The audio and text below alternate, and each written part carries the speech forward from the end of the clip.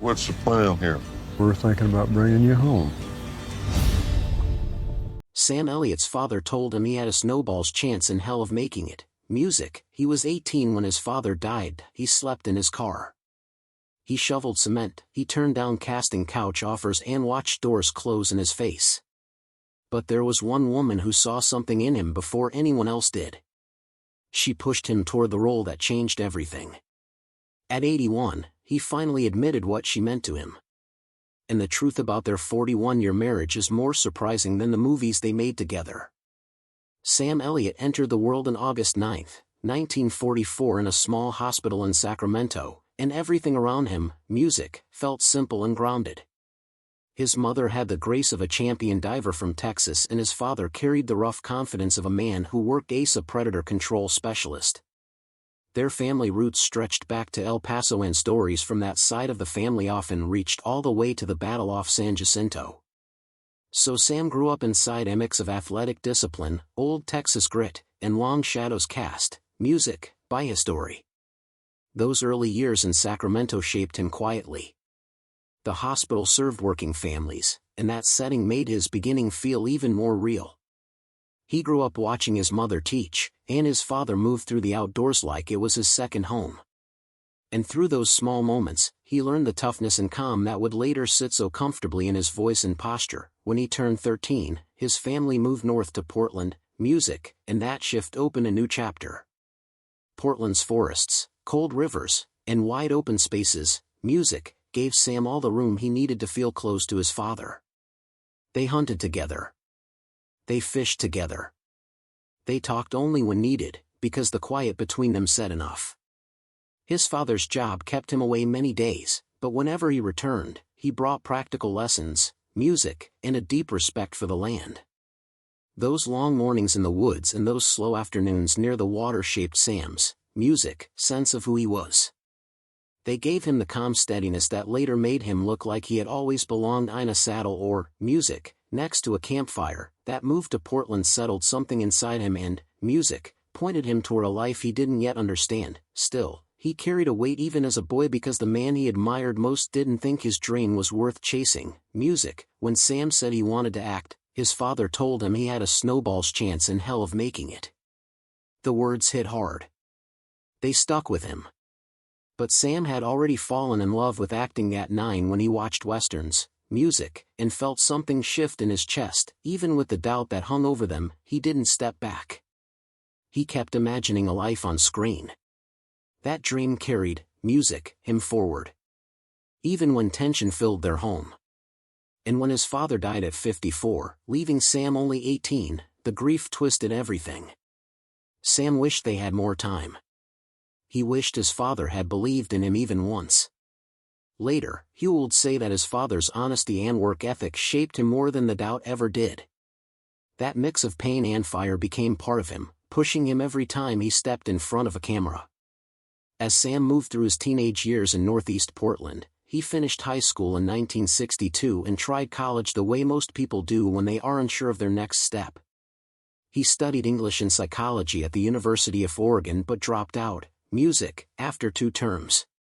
Then he switched to Clark College in Vancouver and found his way onto a stage. When he played Big Joel in Guys and Dolls, something inside him clicked. The local paper noticed him and said he had what it took to become a professional actor. That praise stayed with him like a small spark.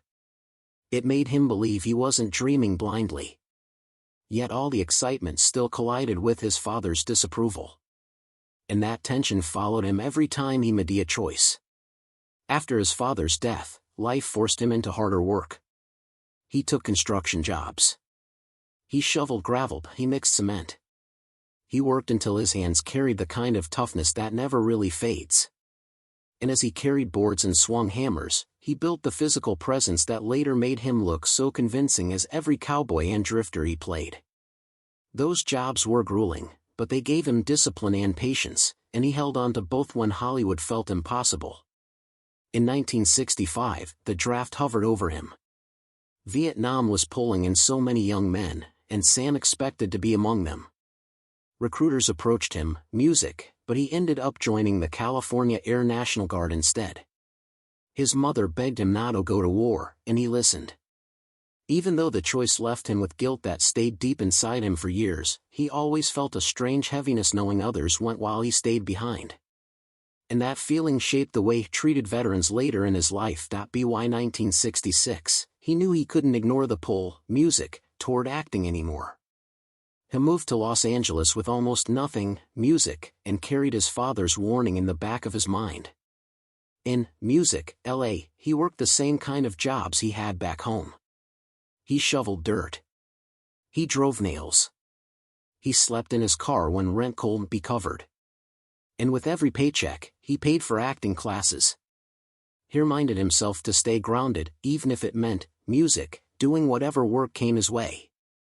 His early months in LA were hard, but he never turned around. Then things began to shift. He landed as a small guest role on the Virginia in 1966. It was brief, but it got him on a set. Then he appeared in Lancer in early 1969 as Ramlo. More small parts followed in 1970 and 1971. His characters barely spoke and sometimes they didn't even have names, but he kept showing up and people noticed his calm strength. Those early Western roles gave him confidence and a path forward. In 1969, he stepped onto the set of Music, Butch Cassidy and the Sundance Kid. His role was tiny, Music, card player number 2 in a small bar scene next to Robert Redford. He joked that he was nothing more than a shadow on a wall. But the film was huge and that appearance planted his name inside Hollywood's big circle. Catherine Ross was in the film, too. He was too nervous to talk to her then. But years later, she would become Music, his wife. The early 1970s brought their own ugly side of Hollywood. Sam, Music, faced casting couch propositions from both men and women. The kind of situations actors whispered about but rarely admitted. He turned every one of them down. That choice came with consequences. Some doors closed.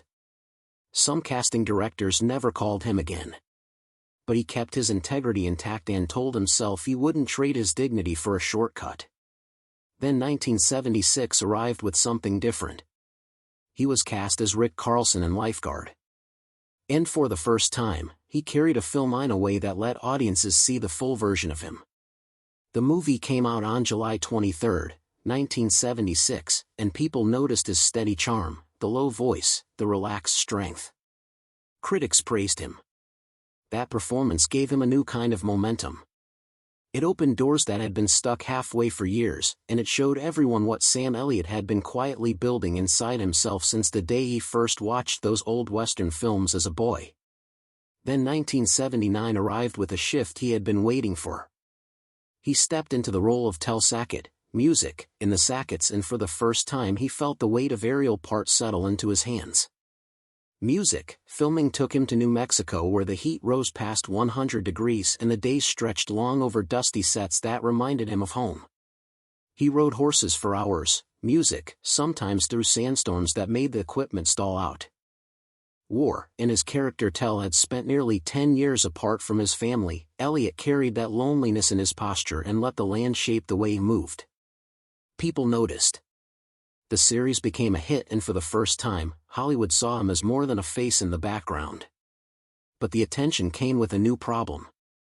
His deep voice and rugged look made him an easy pick for westerns, and that pulled him into a trap he, Music, didn't expect.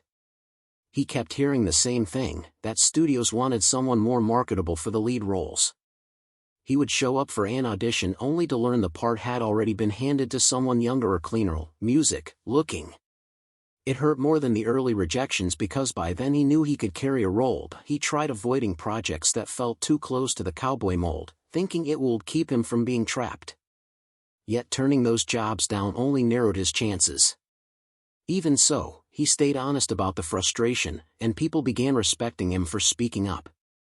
It helped him, Music, slowly build a place as a character actor who didn't bend for the sake of an image. Around this time, he made a choice that shaped everything that came next. He let his mustache grow until it became the signature look people later associated with him. Executives kept urging him to shave it because they wanted a softer image, but refused. He didn't want to be polished down into something easy. The mustache needed months to reach its full shape, and every time he shaved for a role, he had to start again. It became a quiet statement of who he was, and soon it helped him land the parts that matched his rugged honesty. As his career moved forward, he began working with people who shared the same love for Western grit, including a few collaborations that drew comparisons to Clint Eastwood. Their styles matched in a simple way. Neither needed many words, both carried a natural toughness, but Elliott stayed cautious. He still turned down several roles outside the Western genre because he feared being stuck forever in one type of story. This caution slowed his climb but made his presence stronger in the long run. Because of it, when he walked into a scene, people believed the life behind his eyes. A turning point came with The Big Town in 1986. He played Phil Carpenter, a seasoned gambler in 1957 Chicago. And though he wasn't the lead, he brought a grounded sense of experience to every moment. Matt Dillon was the star, and the studio even set aside $600 for Dillon to learn craps in real casinos. Yet, audiences kept remembering Elliott's performance. The film made $1.7 million in the United States, and critics, pointed out how Elliott's voice and quiet strength made his character feel real, even with limited screen time. A year later, he stepped into Fatal Beauty opposite Whoopi Goldberg. This time he played Mike Marzhack, a security chief who started as an enemy and slowly shifted into an ally. The movie blended action and humor, and Elliott surprised people with how naturally he handled the comedic beats. Their chemistry gave the story more warmth, and critics, noticed how he carried emotional weight without losing his tough edge. Even though he voiced Thunderbolt Ross in the 2003 Hulk film, his connection to Marvel characters stretched back to the 1980s. His voice was so memorable that it became the sound people associated with authority and intensity. It even led to more voice roles later, including the caretaker in Ghost Rider. His work shaped the sound of military figures in animation as well as live action. His dedication to method acting sometimes created friction. Elliott didn't like actors who showed off their commitment with dramatic gestures. He had no patience for people who arrived with photographers or made themselves bleed for effect. He clashed with a few well-known names including Val Kilmer, Kevin Costner, and Jared Leto because he felt their theatrics got in the way of the work. To him, acting needed subtlety and sincerity, and he was never shy about saying so. Then came Roadhouse in 1989, a role that gave him one of his most memorable characters. As Wade Garrett, he, played the mentor to Patrick C. Dalton. The character was steady and worn and full of heart, and his death in the story drove the final act. Elliott filmed the entire movie while hiding a knee injury because he refused to let it slow him down. The injury didn't show in his performance. Instead, it added to the quiet weight he carried, and the film became a cult classic that still holds its place because of characters like his. He even turned down several superhero roles during the 1980s because felt they didn't match his voice or presence. He wanted roles that stayed truthful to who he was, and Caped characters didn't feel right to him. Later, when he did play roles in Marvel films, it was only because the parts, allowed him to remain grounded and real. By the 1990s, he, became a cult icon through films like Tombstone and The Quick and the Dead. In Tombstone, he played Virgil Herp, and his own mustache added authenticity that fans loved. People still talk about the mustache twitch he gave during a scene near the famous line, "I am your Huckleberry." In The Quick and the Dead, he stepped into a mysterious gunslinger role and faced, Gene Hackman in a showdown filmed in pouring rain. He used period-accurate gun handling and did his own stunts, giving the movie a raw sense of, tension. His cameo in The Big Lebowski in 1998 pushed him even further into cult territory. Played Virgil Herp, and his own mustache added authenticity that fans loved. People still talk about the mustache twitch he gave during a scene near the famous line, "I am your Huckleberry." In The Quick and the Dead, he stepped into a mysterious gunslinger role and faced, Gene Hackman in a showdown filmed in pouring rain. He used period-accurate gun handling and did his own stunts, giving the movie a raw sense of, tension. His cameo in The Big Lebowski in 1998 pushed him even further into cult territory. As the stranger, he drifted into the story with slow narration and a calm presence that felt almost surreal. His lines stuck in people's minds and turned into quotes passed around for years. His voice in that film became so recognizable that fans would imitate it just for fun. He even voiced Trusty in Disney's Lady and the in 1997. Though he rarely took animated roles, live action always mattered more to him because it matched the kind of grit he lived for. That choice revealed how much authenticity meant to music, him, even when other actors chased bigger paychecks. One Last Moment showed music his commitment better than most. He turned down the villain role in Con Air because he thought the character was too exaggerated and he didn't want to play someone who felt cartoonish. He chose depth over spectacle, and John Malkovich eventually took the part. Sam Elliott stepped into We Were Soldiers in 2002 with a calm weight that came from the real man he was playing. Sergeant Major Basil Plumlee had lived through 3 wars before the cameras ever rolled. He was born in 1920 in West Virginia, enlisted in 1942, music, and spent 32 years in uniform. He hit the beaches of Salerno in Normandy, and survived Operation Market Garden in 1944, where he earned a Purple Heart. Later he fought in Korea with the 187th Airborne Infantry Regiment.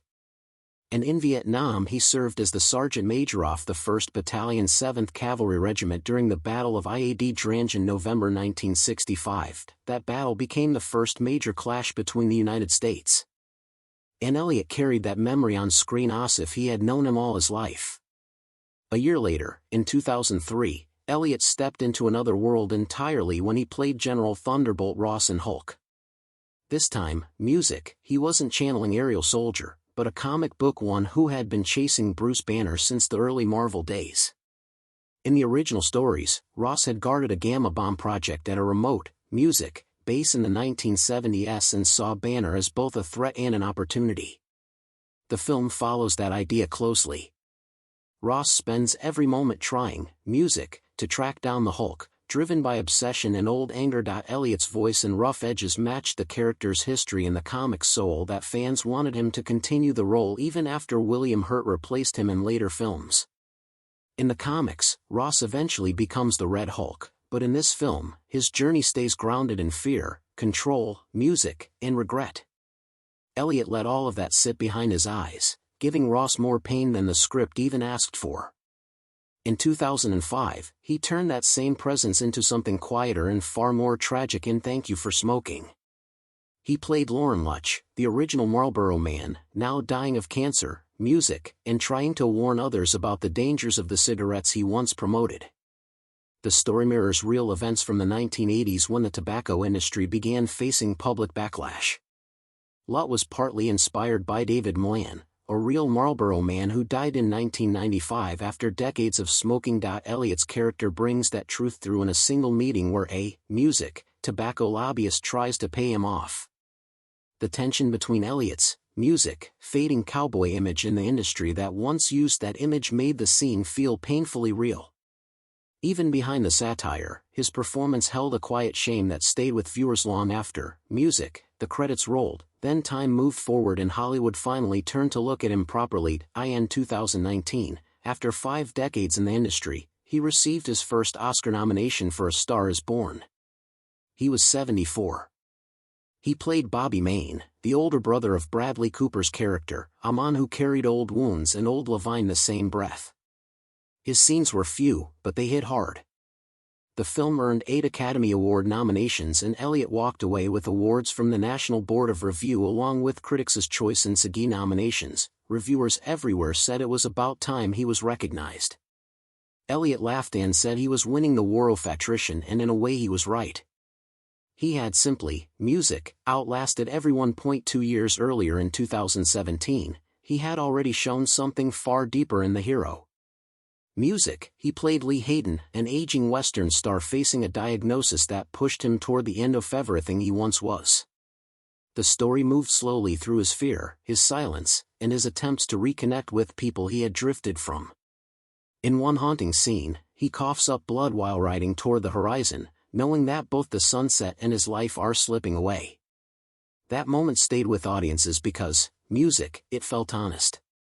Elliott carried the whole film with a tired grace that made viewers feel every regret the character tried to hide.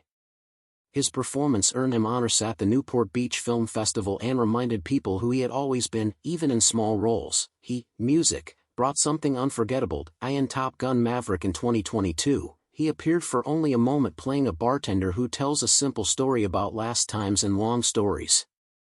Most of the speech wasn't even scripted. The director let him improvise and Elliott shaped a quiet monologue